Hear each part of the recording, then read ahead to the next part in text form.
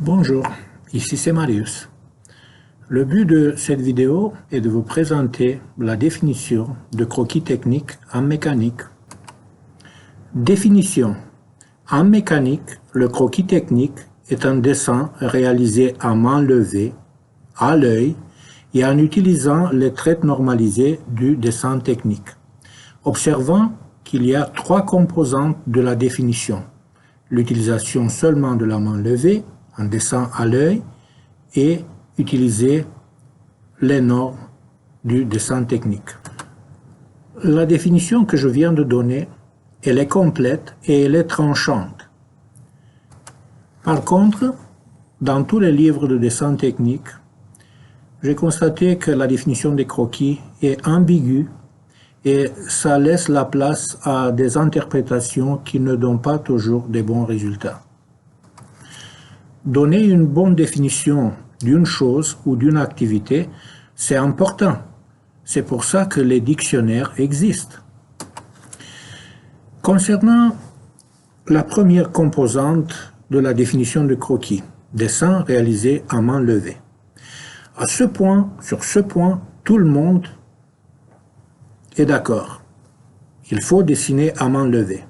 Par contre, on dit que parfois on peut utiliser le compas parce que les cercles sont difficiles à réaliser. Parfois on peut utiliser la règle, l'équerre, les gabarits.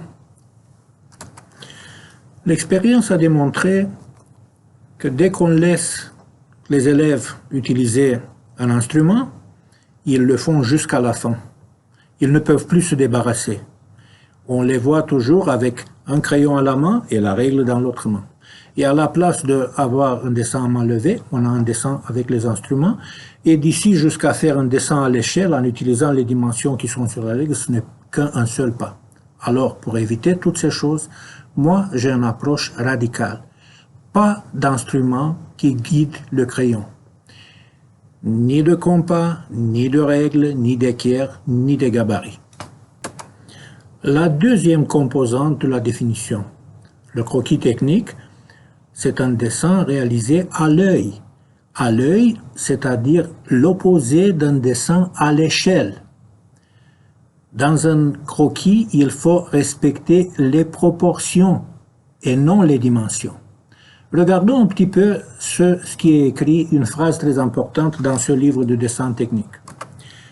Au point 104, échelle, et c'est souligné, c'est écrit « Habituellement, les croquis ne sont pas faits à l'échelle. » Alors, s'ils ne sont pas faits à l'échelle, ils sont faits à l'œil.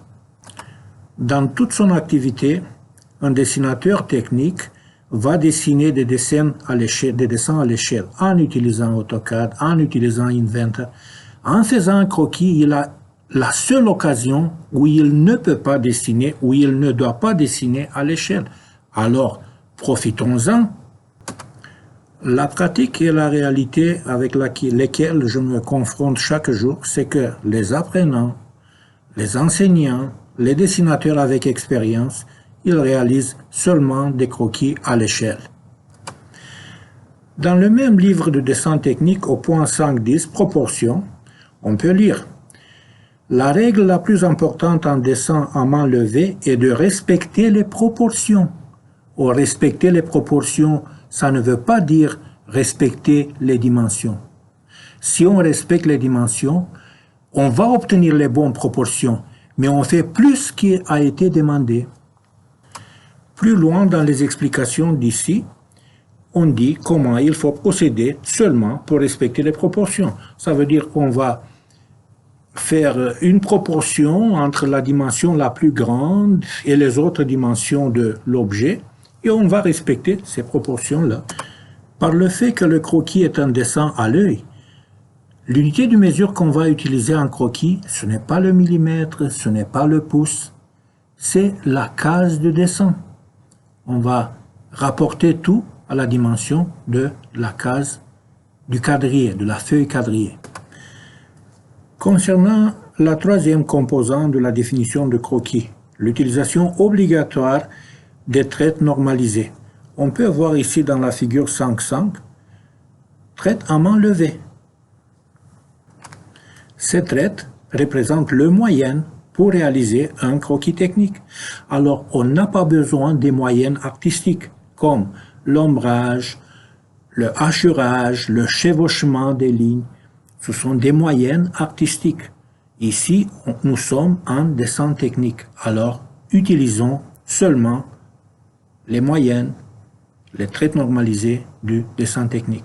L'utilisation des traits normalisés fait que le dessin technique est un langage mondial.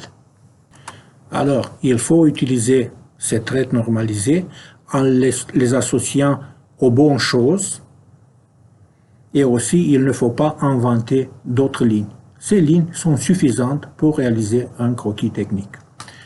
En conclusion, un croquis technique, il a 3 volets.